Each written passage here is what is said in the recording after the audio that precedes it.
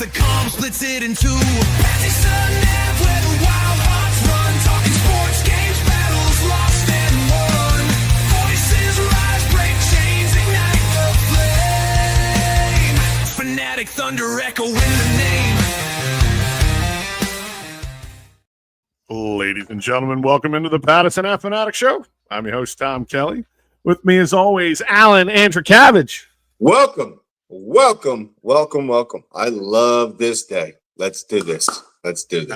Happy Monday to all. Also joining us in our virtual studio here for the first time on the Pattison Ave Phanatics Show, cousin Dave Cantwell. Dave, thank you so much for jumping on with us tonight, brother. What's going on? Welcome, brother. Welcome. Thank you guys so much for having me. I'm excited to be on here. I've been a diehard Philly sport fan for years, and I'm excited to bring the Schuylkill County aspect to the show. Absolutely. We're thrilled to have you. And jumping, we're going to put our guest right feet right into the fire, right out of the gate. Bill Meltzer joining us, longtime Flyers reporter, COO of the Hot Stove Hockey Network. Bill, how are you? I'm doing great, guys. It's good to be here. Yes, thank you for coming on. So it's as in Flyer land, it's been an interesting offseason thus far. I'm sure you've probably, any show that you've gone on, you've been asked this question. I'm sure you've posed this question yourself or something to the like. What are your thoughts on Rick Tocchet coming in and kind of taking over the helm here as the Flyers head coach? It has that feel of the old Ed Snyder Flyer days where, we're retreading old Flyers and bringing them back in. What are your thoughts? Well, I mean, the Flyers have gone the route of hiring from the outside a number of times, right? If you go back over the last 20 years or so, other than John Stevens and Craig Berube, they've all been outside hires, guys who had never worked for the Flyers before, whether it was Elaine Vigneault or John Tortorella or Dave Haxtell, et cetera, et cetera, et cetera. I think Rick Tocchet is a competent head coach. I don't think you can count some of the years against him. In Tampa Bay, for example, I just throw that time period out because they had no ownership to speak of. It was an unstable situation. Barry Melrose didn't work out at all there, and he was put. Whatever coach was going to step in was in an impossible situation. So I kind of throw all of that out there. Arizona was kind of similar too because they couldn't get an arena built. The league was owning them, and they actually overachieved for a while. He had a pretty good year, got them in the playoffs, and the next year it kind of flattened out and went from there. Vancouver was a little bit like that too, where he made an impact right away. Won the Jack Adams, got him in the postseason with a good club, and this past year was not how anybody in Vancouver wanted it to go. I think that he's kind of halfway in between. When Bradshaw did the interim head coach stint for a little bit, and he was completely different from John Tortorella, although they've been associated for a long time as head and assistant coach. Tocchet's kind of in the middle somewhere. He tends to be more of a player's kind of a coach. I don't know if he runs some interesting systems. The player's coach I think is a good thing. Yeah. So that on that point, I hope that can be a good fit for everyone. Well, we'll see, guys. Ultimately, I think quite often, honestly, coaches get too much blame or too much credit for things that are beyond their control. I'm interested to see how the roster's improved this offseason and next offseason. And then you'll have a better gauge. Everybody kind of has that honeymoon period the first year, especially when you're still in a rebuild. I want to see what guys are able to take that next step under Rick Tocchet. Like Owen Tippett being a great example of a guy who you know what he does. He's a big frame guy, really good speed, takes the puck to the net really well. He'll have stretches where he'll have 7 goals in 9 games, but he'll have stretches of 15 with 1. Yeah. Right. And taking that next step to being not flirting with 30 goals. I mean, this past year, I kind of throw away the last quarter of the season because he had a shoulder injury, never quite came back from it. I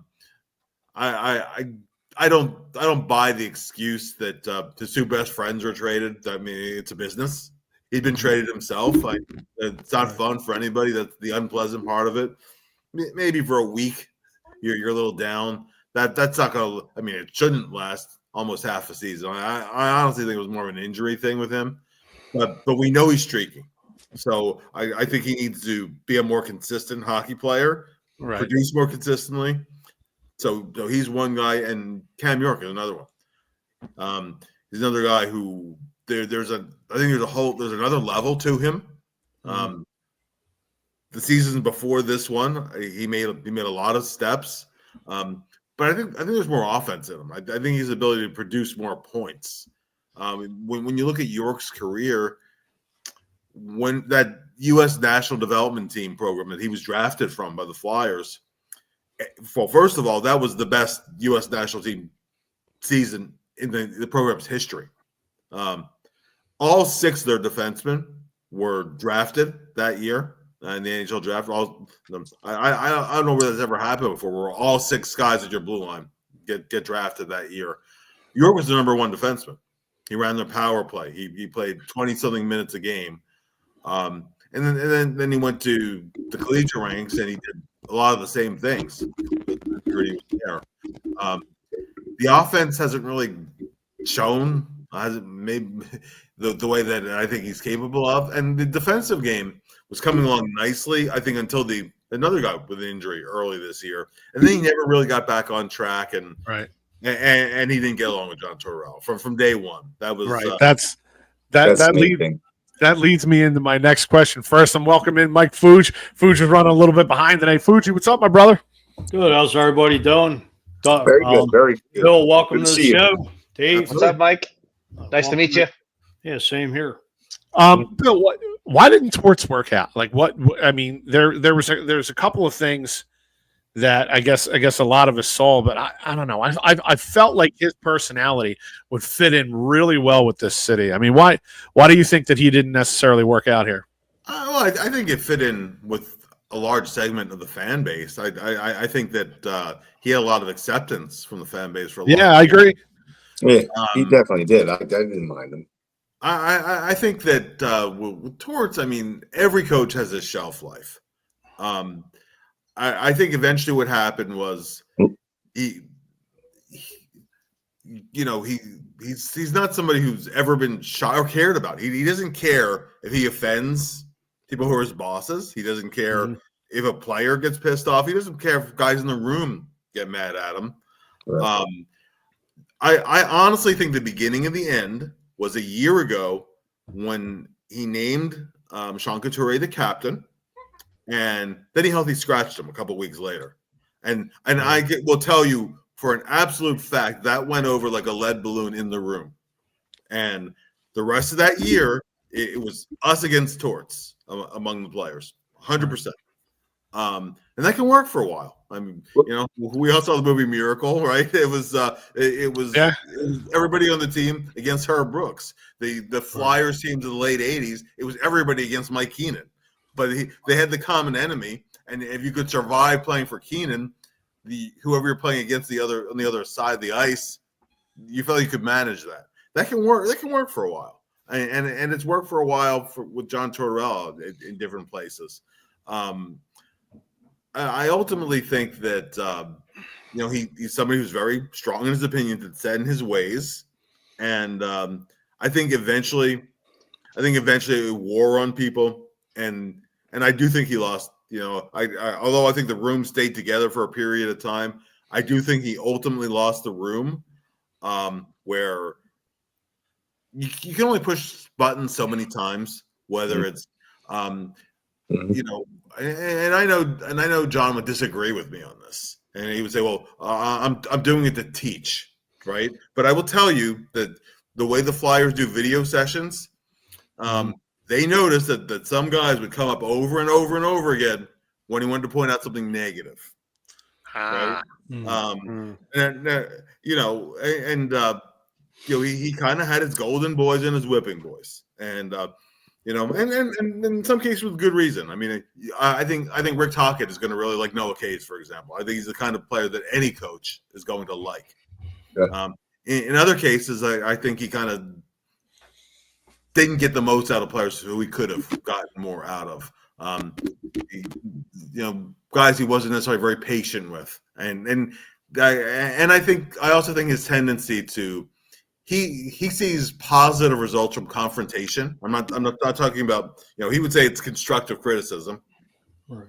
but he actually, I think that's what happened with Cam York. In fact, I know it is.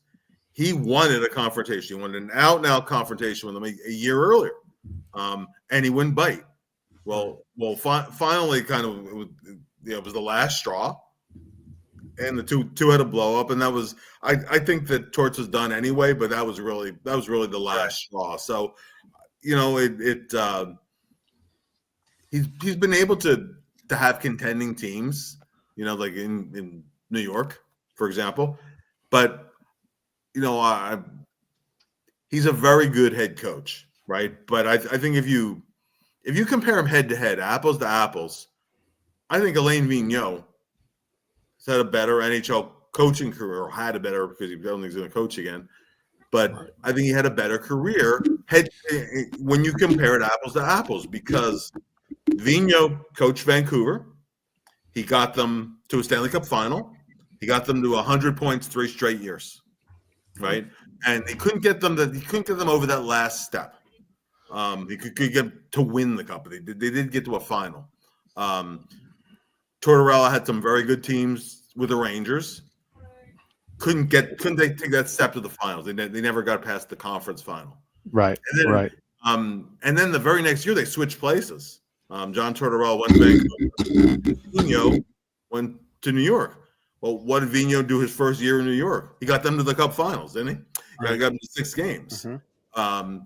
What did Torts do? He got fired after a year in Vancouver. When they entered that year, when the pundits do their preseason picks, and you could still look it up on YouTube for that year, they were a very popular pick to come out of the West, saying that Tortorella could get them that step that Vigneault couldn't. Instead, they were a 500 team. It was a total disaster, and he was out after a year. Now Vigneault had diminishing returns. Like in Philly, that first year he had that great year in the year where the pandemic hit, and then they seemed to, whatever reason, lose his interest in coaching or whatever. I mean, but that year the Flyers were a really good hockey team. They were a point out of leading the East. They started the playoffs by winning that little play-in, not the play-in, but the round robin thing for seeding. And they got within one win of the conference final, which is as far as they've gone since the year that they got to the final in 2010, and then it just fell apart the year after that. But you're talking about guys who've had a lot of success in coaching. If you guys ever want to look up an interesting thing, though, when coaches who win a Stanley Cup, very few of them, even if they're really good coaches, win a second cup with another team. It's rare. Guys like Scotty Bowman have done it, but not very many. It's harder to do than think. So I think sometimes it's being in the right place in the right situation. Look how long Paul Maurice has coached in the NHL and had some good teams. They're one win away from winning their second straight Stanley Cup. But Maurice had that reputation until he got to Florida, being a guy who could coach a team to contention but could never put them over the top. Then all of a sudden he has the right team around him, and he gets them there. So like I said, I think sometimes coaches get too much blame. I hear that. Well, look, I don't want to keep you too long, but I got one more for you. I got a fun one for you. So I noticed on X, or Twitter, as us old heads like to call it, the other day, you put out a post. It was a picture of Rocky and Ivan Drago, and you said that other than Rocky 5, all the Rockies were pretty good, and Rocky 1 was your favorite. Can I ask you a question? Why don't we like? Because we don't. Why don't we like Rocky 5? What is wrong with Rocky 5 that makes it the worst Rocky if you were to take a poll from everyone in the city. I think well, first of all, the edits in it were terrible. But, if you've ever seen some of the scenes that were cut, you can find those on YouTube that would have added a lot of context and continuity to the story. It would have been a lot better. But Tommy Morrison wasn't a very good villain. He wasn't a Clubber Lang. He wasn't a Drago. He was. Yeah, that's true. Sully from the Sully Squad checking in. Rocky V was depressing for sure. That was Tommy, right? That was Tommy. Tommy Morrison. Yeah, that was one. Yeah, that was all horrible. It's like a couple of friends of mine. We talk about Rocky V like Lord Voldemort, he who must not be named, because it's it's just it really was a terrible. Even what my favorite thing is Sylvester Stallone. In many an interview has been interviewed, and he said that Rocky V was probably the worst movie he's ever done, and he did some doozies back in the late 70s. Yeah. So for him to own that, and it was like, I think that's why Rocky Balboa, he wanted to kind of go out on his own terms. That one was, dude. That was the best, dude.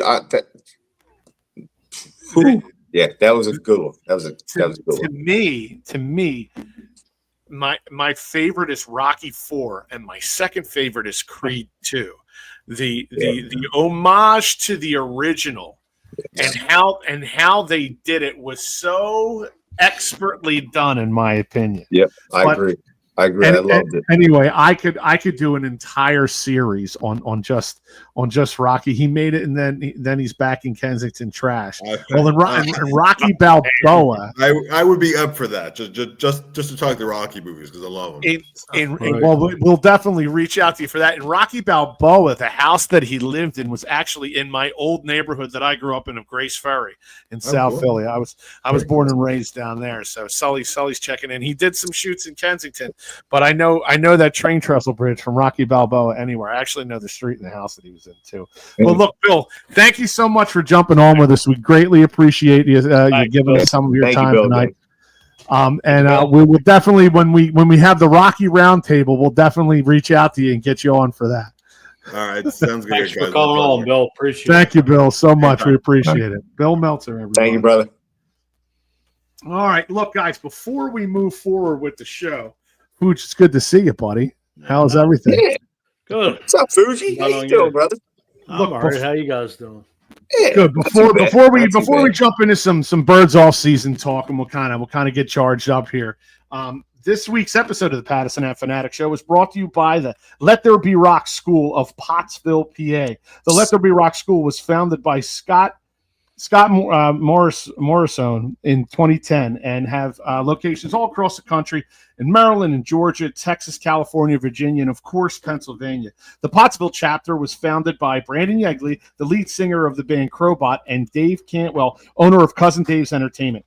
Brandon and Dave lead Pottsville's Let There Be Rock School, inspiring young musicians through hands-on performance-based education. For more information about the Let There Be Rock School in Pottsville, call Cousin Dave at 570-590-9520. Email them at ltbrspottsville@gmail.com or ltbrs.com online.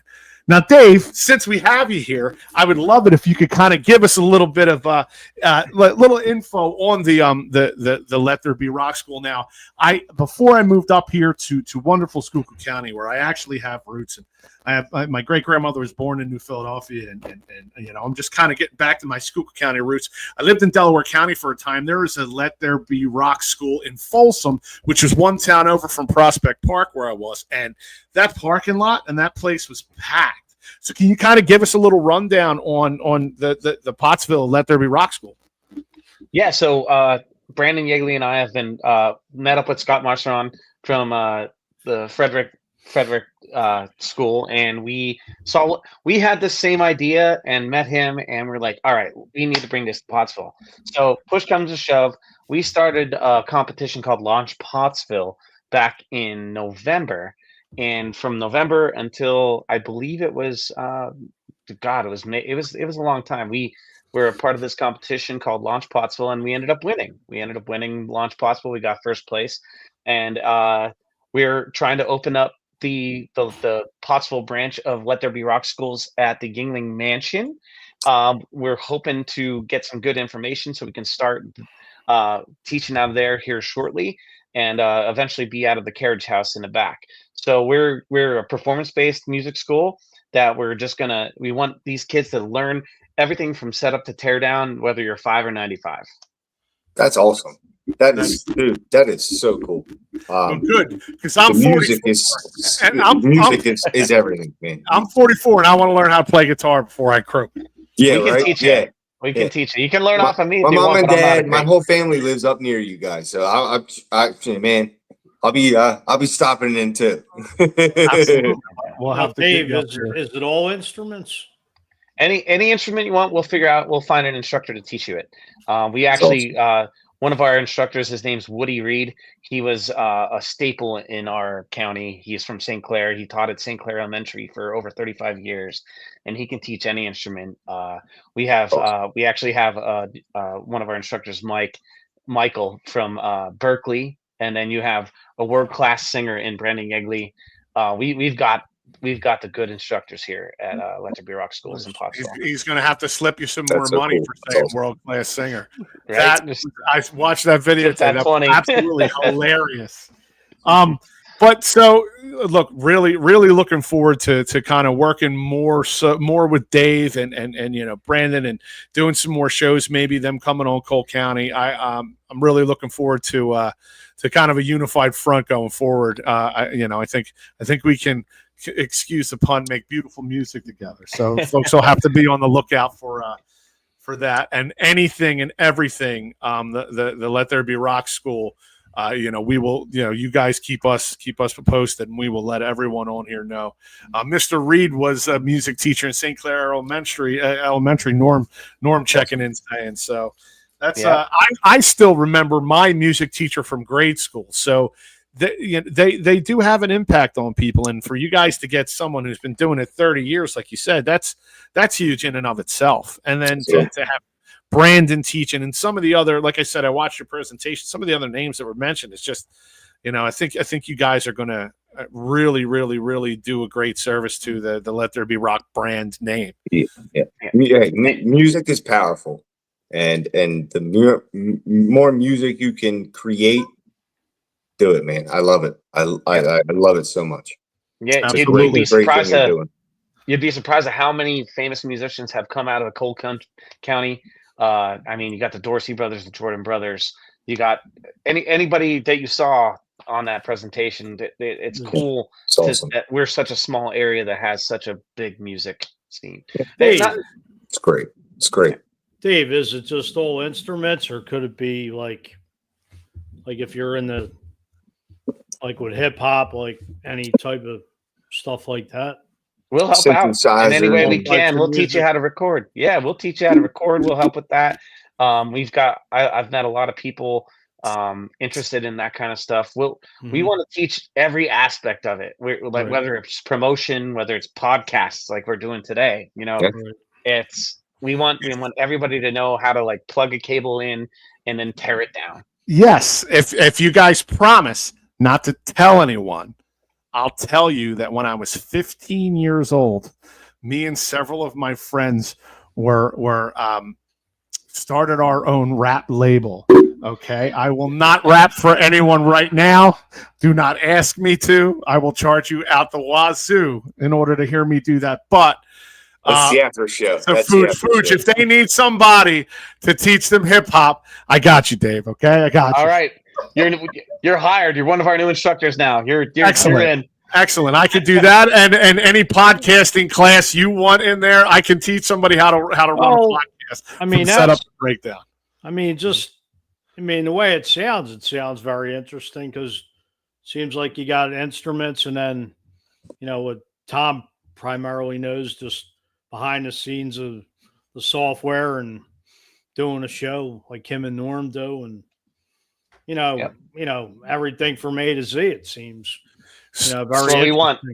So vocally, let's say you get somebody in there, maybe they're not necessarily interested in in being playing an instrument or learning an instrument, but they got some pipes, or they're trying to kind of hone their craft. Is that also something that you guys can help with, Dave?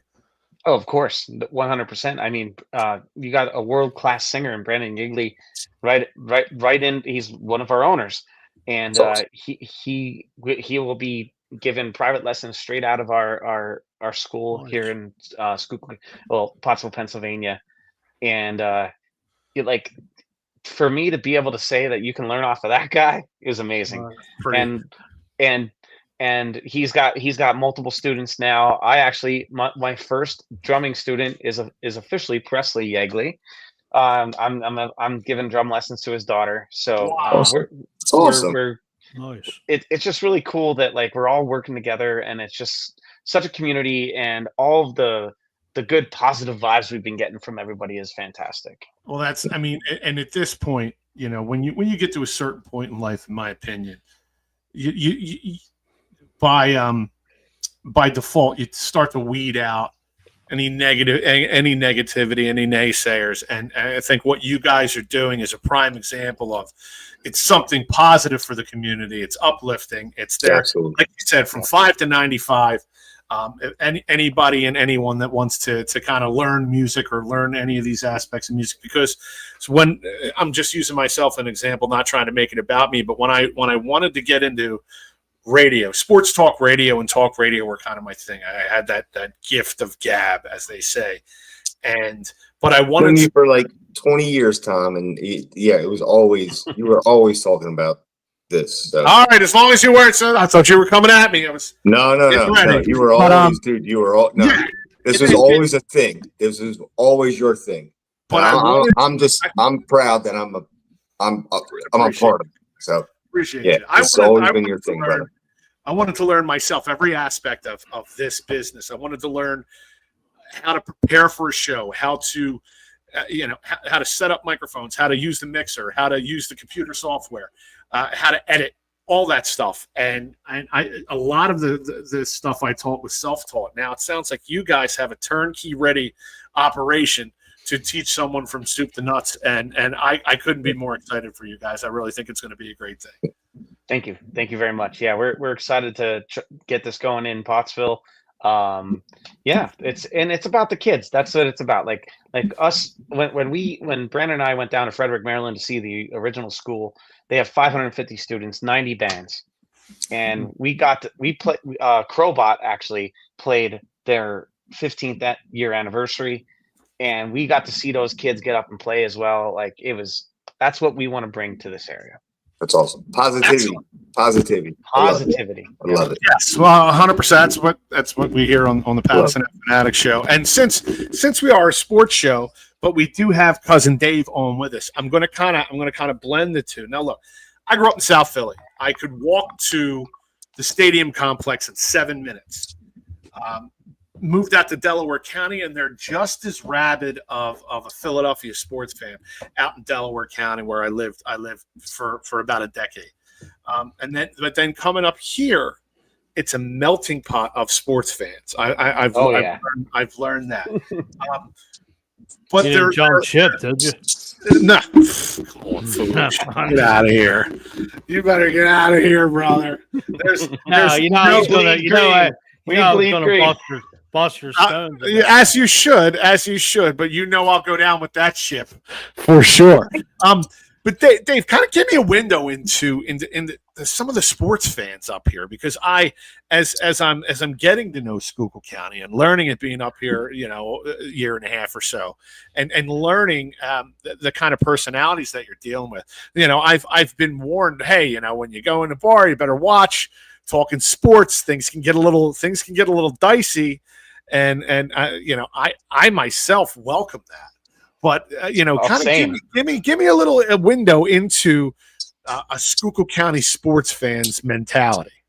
Oh man, you don't know what you're getting into. Whether it starts in college, where we have Penn State fans and Notre Dame fans. All right, they're going back and forth. Where I'm an Ole Miss fan because my buddy works down in Ole Miss. Okay. But, like, prime example, my girlfriend, she is a Redskins fan, a Yankees fan. Come on, like. Yeah, I don't know if you can hear Norm in the background clapping when you said Redskins fan. Yeah, that's right. He's a Redskins fan too. See, prime example. But Steelers Eagles is like the big one where you don't know whether or not you're gonna get like if it's like half Steelers, half Eagles. Right. But what's The house cool is divided, right? but what's cool is a lot of people don't know we have rich history with the Eagles and the Flyers and stuff here. One of the original, I think, not if not the original owner, but one of the owners of the Eagles and the Flyers was Jerry Woolman from Shenandoah, Pennsylvania, right here in Oh, wow. Schuylkill County. A lot of people don't know that. So we have he sold them back in the day. He was and the I'm from original Shenandoah. owner of the Flyers. Yeah, Brad yeah, Strider Bowl. Right. yeah. Right. He's from my hometown. Oh, That's great. So, That's wild. yeah, and That's that's great. right here in Cole County, Pennsylvania. That's seriously like really, really cool. Beautiful. But when you go to a bar, you got to fight for the TVs. That's the number one thing. Now that I've learned, I've been to several establishments since I've planted my roots up here, and it's not just the Phillies on the TV. I mean, there's people. I heard somebody ask for the Braves, and I looked at them. I'm like, George is that way. What are you talking about right now? But the Phillies are that way too. If you look at it from where we're They've at, been doing better. They've been doing better. All right, let's cut them a break. They did well against the Blue Jays. Yeah, they did. The Marlins are going to be tough. This 4 games here, that's going to be that's going to be tough. I don't even know. I don't know what happened tonight. I know they were. What was that, tonight. Fuchs? I think Fuchs just said. Phillies were winning 2-1. I think. No. Were they good? Let's Also see. good. Yeah. I knew they were playing. The Marlins. But yeah, I don't know. I normally listen. I listen to them because if I watch them, it's like for some reason it's bad karma. So I listen to the Phillies on the radio, in the truck while I'm working or in the car, or whatever. But yeah, if I watch them, I'm like a curse. Well, then don't watch them, you jackass. Exactly. Exactly. That's why I don't watch them. Yeah, listen. I just listen. So, Dave, I'll give you a little background, a little insight on me. Fuchs, sorry, buddy. Give me 1 second. So, I'm that fan that in South Philly, sitting in a bar, when somebody would come in and they would say they were a Redskins fan. We'll use Norm as an example. I'd be like, "Oh, where in the DC or Maryland area are you from?" And that would usually start my level of ball breaking. Uh-huh. And then you'll get the Cowboys fans, and my grandpappy loved the Star, and I started. Norm, he's one of my best friends, but I got to give him credit. To my question as to why are you a Washington fan, had the best response of any non-Eagles fan from an area that I've ever, or like a fan out of an area, so to speak, that I thought. Mm-hmm.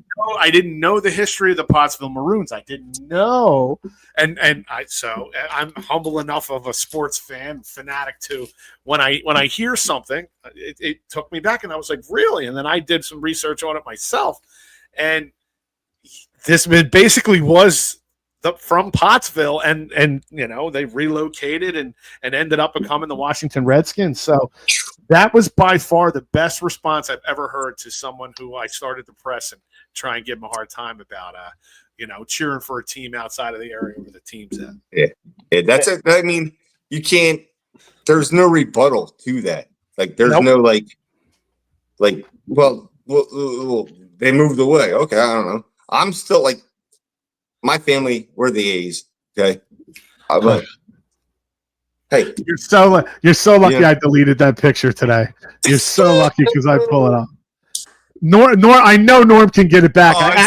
He'll pop it up there. I wanted to delete another one, Norm, but I. You know what? The A's, since leaving Philadelphia, ain't won Athletics, nothing.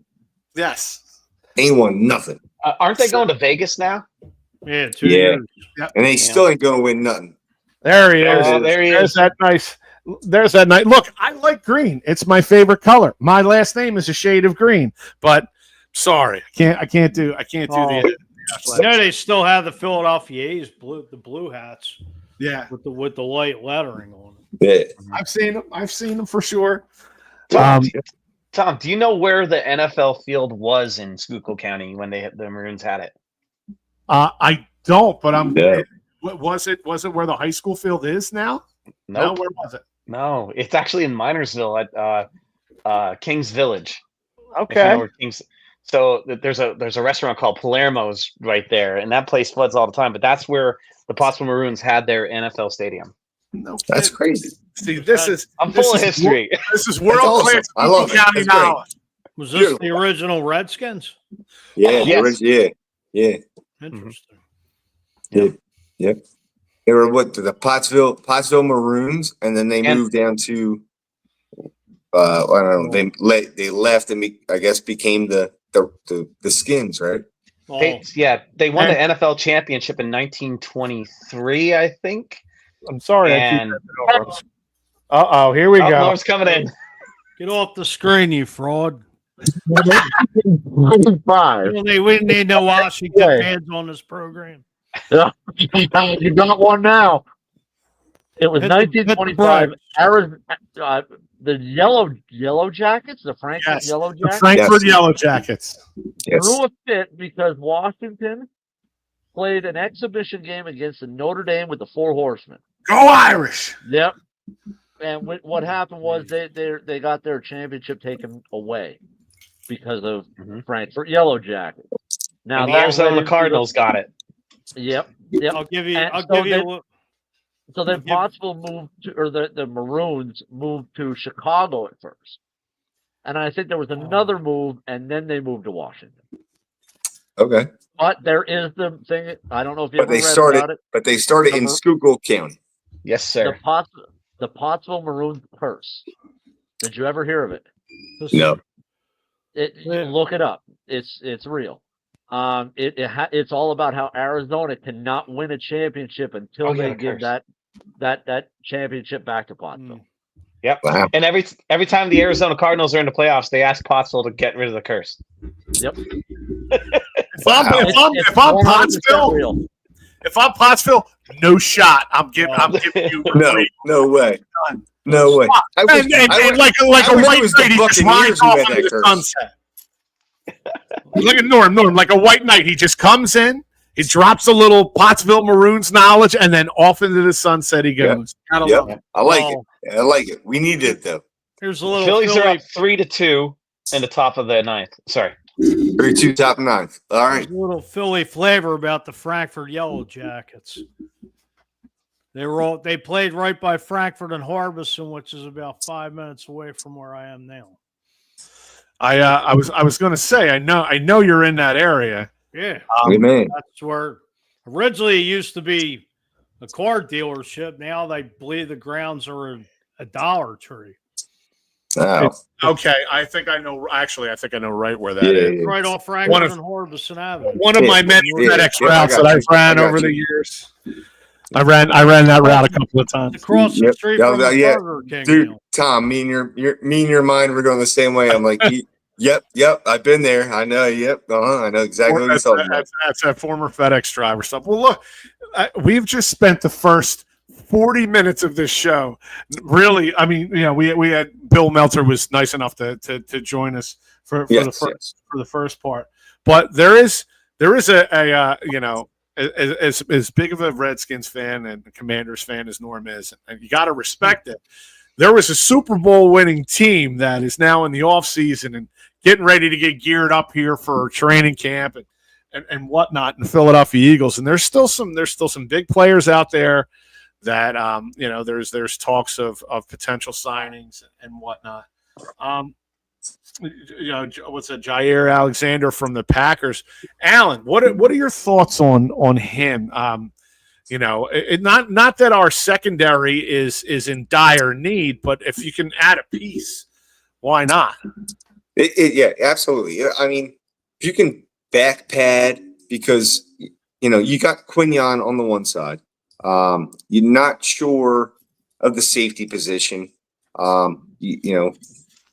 Coop's probably going to stay flexible. They could put him on the outside. They could put him on the inside. But yeah, I have no problem with them expanding and getting better you know, just something, you know, if they can do it and fit it within the scheme of all the money, let's do it.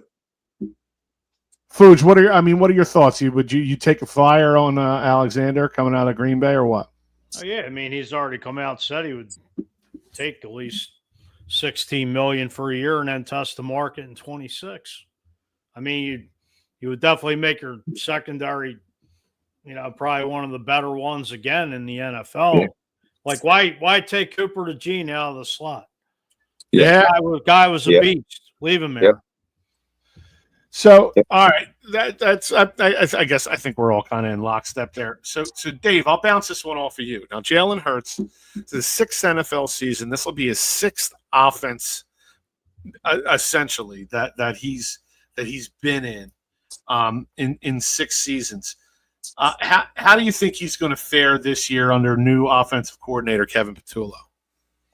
I think the biggest thing is as long as the new offensive coordinator tailors the offense to him, they've got to keep doing that.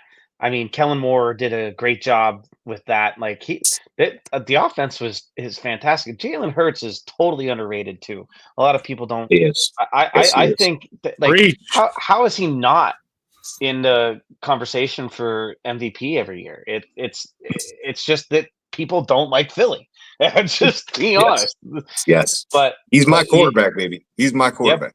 Yep, and as long as Nick Sirianni just lets people do what they have to do, let them do their job, I believe that Jalen will be successful this year.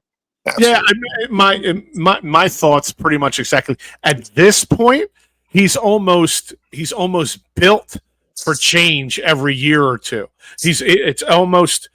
I almost think that's what keeps him kind of ahead of everyone else by a step, because the OC's changing, and you might have tape on Kellen Moore. We'll use as an example from Dallas, but you know, whereas Dak and Jalen have similar skill sets. Jalen just, I don't know. There's that it factor. Like when you say it factor, that guy, he might not be the absolute fastest. He might not throw the ball the hardest or the most accurate, but like the guy, when it comes down to it, is really difficult to beat. Look at his college career. Look at his college career too. Yeah, I mean, he's a killer. Exactly, and again, you know, getting benched and then coming back and winning a national championship. Like, how often does stuff like that happen? And you know, Dave, you know, to your point, he gets so that's a good. No, I will bring that up. That's a really good point. He gets that's so visceral, and I honestly believe it's my fault. And I use "my" in a general term for Philadelphia sports fans. You know, maybe not like yourself, Dave, but maybe scumbags like Alan and myself. Okay, and Fuge, I won't even. Yeah, you're there too, Fuge. You're a scumbag too. But what I mean by that is, appreciate that.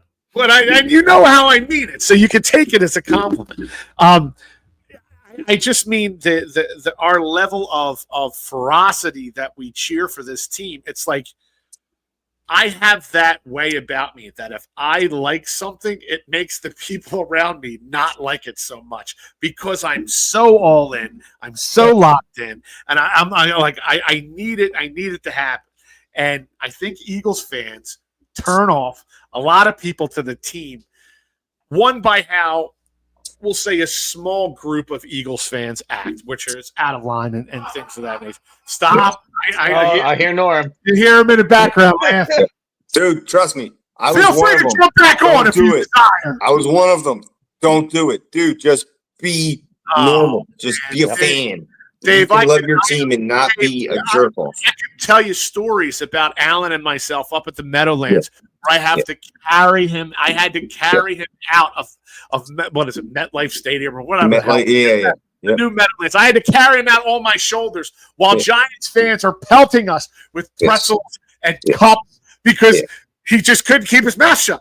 And don't be that guy. Don't be that guy. I've learned. Do not be that guy. Just go, have fun, cheer your team on, and you know what? Dude, I've gotten to the point where I don't even boo them anymore. I'm just like, I just look at them. I'm like, Now whatever, bro. the 40 or 50 libations that he consumed prior to entry in MetLife Stadium Well, may have contributed somewhat to the outcome. Although the Eagles did win that game. they did win that game. Remember the dude bumped into you? That giant dude who could have crushed my head. He was like looked like the mountain. Bumped into you, and like I was started demanding that he apologize to you. And you were like, "No, bro, it's good. It's good." Alan. I'm just holding back stories. We got stories. So Norm checks in. Don't get locked in a cooler, Dave. I'll give you the quick rundown of this story. I've said it a couple of times on air now. Spelled the name wrong. Well, at least it didn't call you Big Al. Anyway, No, we're fine, just not Al. Alan wins tickets to Eagles Giants game. Calls me, asks me if I want to go with him. It's a bus trip, everything included. I'm like, just tell me where to meet you. Slept over his house. We go down. We get on the bus. We drink all morning long, all the way out to MetLife. I mean, we're probably a case deep each by the time we get off the bus at like 9:30 in the morning. He's going to get a beer. He's like, Tom, do you need a beer? I'm like, yeah, sure, grab me one. And he's off my right shoulder. I'm talking to another gentleman over here, and I've been waiting. I'm like, man, where's my beer? And I hear this muffled. I turn around, and there's nobody there. And I'm like, it's weird. And then I hear banging and muffling, and I go and I open the cooler, and Alan had tripped and fell into one of those big white coolers that you Dude, it was a coffin. It was one of those coffin and it latched behind him and it locked him inside. So I guess you could say I saved Alan's life. Yes, you did. You're welcome, Courtney and the kids. You're welcome. I brought that home. That's my cooler. Thank you. That's my cooler. That's my cooler. I wouldn't be here without you, Tom. So I saw something last week, and you know we were on a little hiatus for the last couple of weeks. Had some personal stuff going on, but the governor of California compared the protests that were going on to Philadelphia sports fans after their team win a championship. What? These people are flipping and burning cars, throwing rocks through police windows. And the governor of California compared it to Philadelphia sports fans, literally on the other side of the country. Oh. So when it comes to getting a bad rap, I've gotten a bad rap for a long time for being a Philadelphia sports fan. The only thing, in my opinion, that cured that for me, because I would crush a Cowboys fan in an instant, in my bare hand, unless they were from Texas.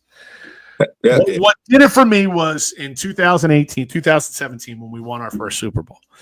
It was all of that pent-up rage and frustration was lifted. Now, Dave, how was that for you? Being, I'm assuming you're a lifelong Eagles fan too. That first Super Bowl, what did that do for you and your psyche?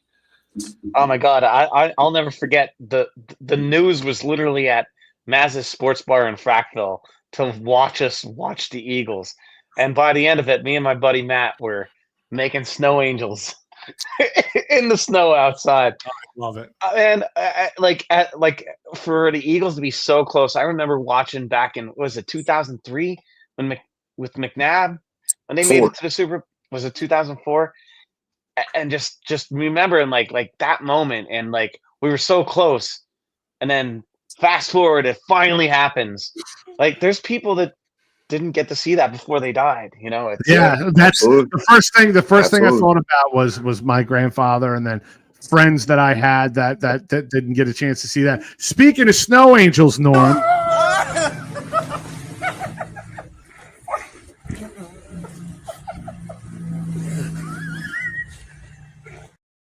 Go Birds. I don't know what else to say. Go Birds. Go Birds. Love it. Oh my God. But Go Birds. That's the first Go Birds of the day, I think. Yeah. Well, you know, like, so it's not that we're numb to Go Birds here, but if I don't carry a certain level of decorum, they'll throw, the FCC will come in, and you know, as Eminem said, they won't let me be. So I must carry a certain level of decorum. You know, but I do let out hefty. Doesn't mean we have to. That's true. Doesn't mean you did when we were in New York. That's for sure. So I saw we got what my South Philly yo came out, which if anybody who knows me and watches me do these shows, they say, look, what happened? Where is your accent? Where is it? And I tell people my yo only comes out when I'm watching sports or I'm really angry. So every now and then you'll get a yo out of me. CJGJ, I saw this yesterday, believes that he will be the missing piece for the Eagles this season. Fuge. You what? Sidney CJGJ, Gardner Johnson, believes that he will be the missing piece to this upcoming Eagles season. Fuge, did you see that? And what are your thoughts? What are your thoughts on that? No, I mean, he's trashed every other. I mean, he's trashed Detroit when he left. I mean, hey, the man brings swagger, and he both times the last, 2 stints he was here, we got to the Super Bowl. So he definitely does bring that swag to the secondary. That was kind totally of agree with that, man. The dude plays with heart. He goes all out. Like, oh yeah. I was actually surprised when they let him go. Well, I couldn't even believe it how he traded. Yeah. I gotta believe there was underlying locker room things that we don't know about. Dude, I mean, he's bounced from us, and then he's bounced around the league. To the Eagles, to the everybody's Lions, just been easily back to the Eagles, to Houston now. Yeah, I mean, look at Wentz. The teams a year here, a year there, and just everybody's kind of like he's a good player, but he's kind of a little toxic. I think it all started when Darius Slay made that comment about who was going to be the leader of the secondary on Twitter. And those two went back at it. And apparently there was a rumor that Lurie just didn't feel like dealing with that headache. I don't blame him, but to Dave's point too, Carson Wentz on his way out, like you started hearing rumblings of, how he was in the locker room and not really getting along with people. To Dave's point, so you're right, Fuge. In the out of the last 3 years, he was here twice, and those 2 times they did make it to the Super Bowl and they won one. Right. I think there's a risk reward. And I believe that the reward and the risk there was no counterbalance anymore. And so the risk outweighed the yes. I think going forward, the risk outweighed the reward. So I'm hearing a lot of experts say that the Eagles have the most difficult schedule in the NFL. Obviously, the Super Bowl champs, it's usually how it goes. It's pretty damn hard. I'll ask you guys: Are you like these timid guys that are like, oh man, what are we gonna do? Or are you like me, where I'm like, bring it, because I want the best that everybody's got to offer. Dave, where do you kind of fall on that? Yeah, I that's the same way. It's been the last 5 years. Everybody's like, oh, the Eagles have a difficult schedule.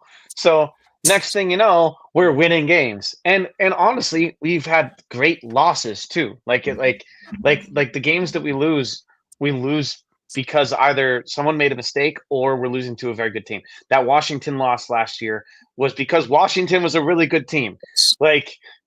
Coming off of that stuff. So with this new schedule, everything like that, the Giants just changed quarterbacks with the Ole Miss guy. My Ole Miss friends, Jackson Dart is going to be playing quarterback there, and apparently he's doing pretty good. So what are the Giants going to be? It comes to the division, right? So I keep an eye out. Local division news. I do a lot of that. Obviously, there's an overall. Everybody keeps an eye on the NFL all year long. It really ramps up late July, early August.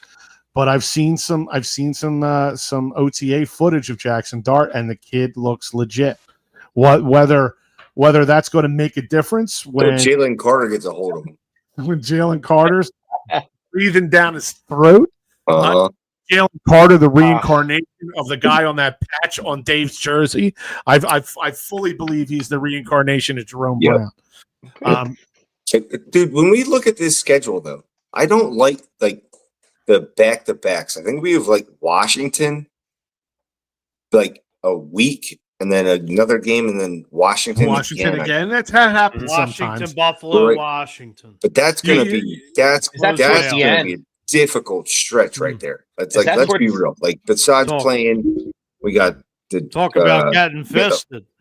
I we got the mean, Lions. We got KC.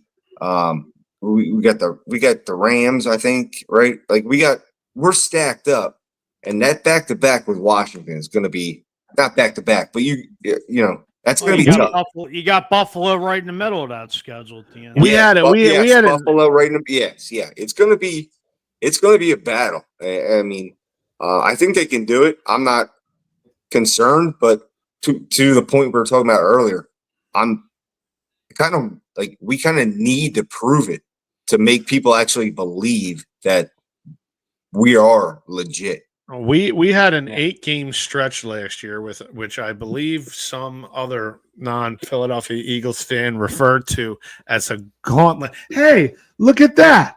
Look at that. Isn't that funny? That's I was saying that came up.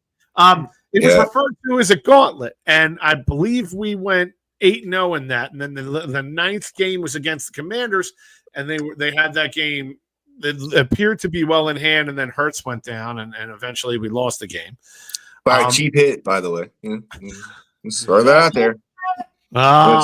Take a shot right at the head. Let's bury the quarterback into the turf. Peanut gallery with a face for radio, not wanting to jump on and let us know his true feelings. So I don't know if you guys heard about this. There was a report that came out a day or two ago that said that Jason Kelsey believes he has CTE. Has anybody seen this? Yes. No, I haven't. Yeah, I did hear. That's terrifying to think. Like, he seems to have all his, facilities or faculties or whatever you want to call it about him. He's doing like 1,000,001 things. But something's got to be going on in order for him to feel that.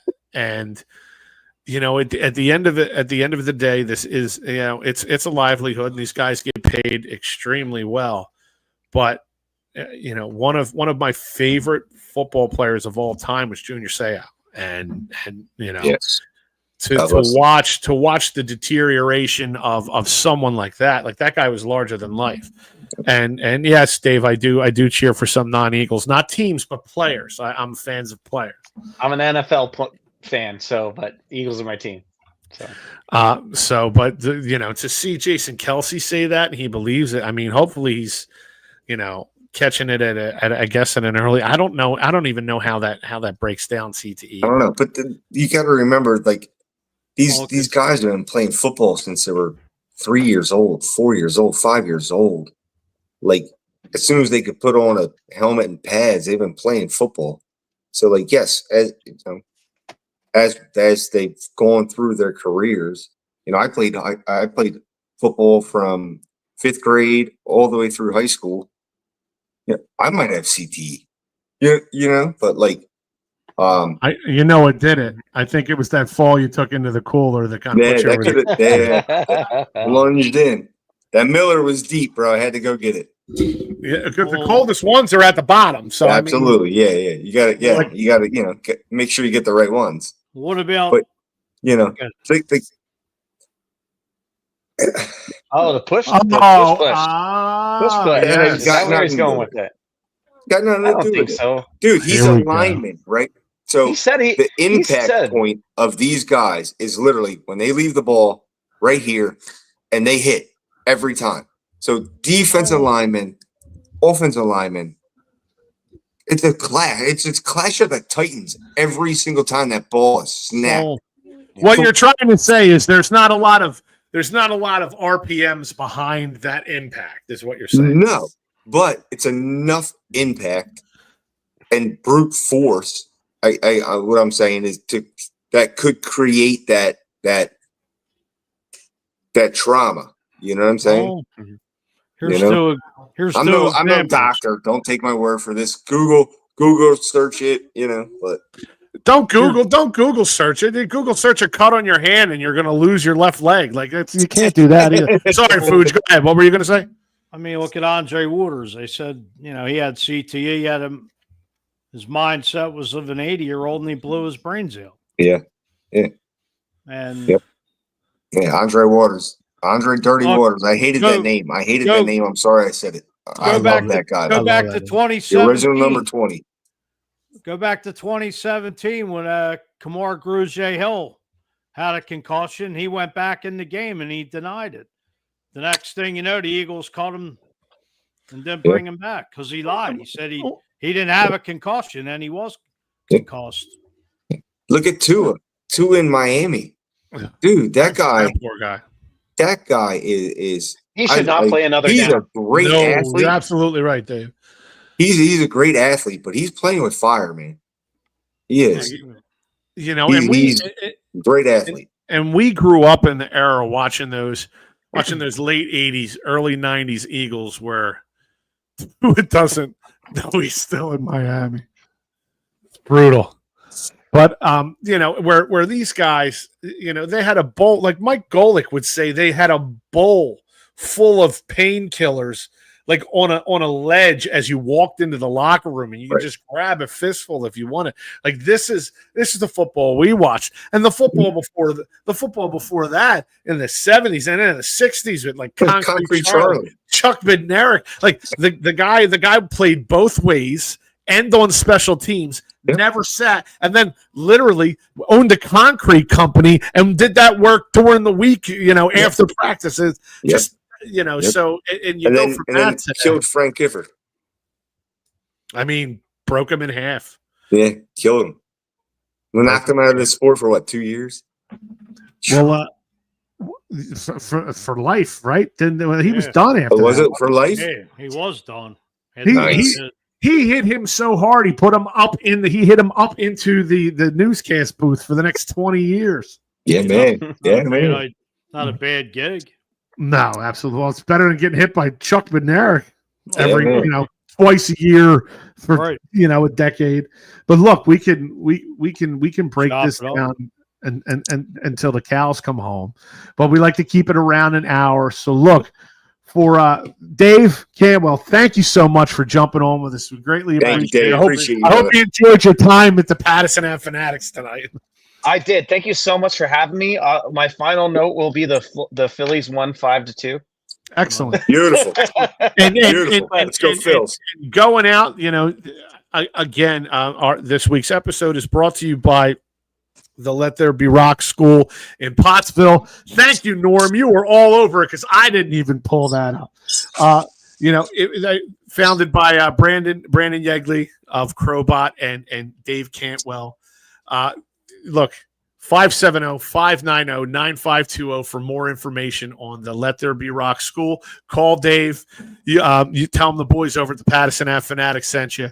And you know, again, we're thrilled to be you know, being able to even give a shout out here for the school. I think it's going to be great for the community, great for the kids, great for old fogies like me who just might want to learn how to play guitar. Yeah, thank you so much for having us. Thanks for having us be a sponsor. We're looking forward to doing this. You know, mainly, you know, the number one goal is for the kids. We want to bring the music back to the area and really blow up the music scene around here again. It's going to be Beautiful. awesome. Love it. Well, Love it. For Mike Fuji, for Alan Angiakavich, for cousin Dave Cantwell, I'm Tom Kelly. This is Pattison Ave Phanatics Show. We're out of here.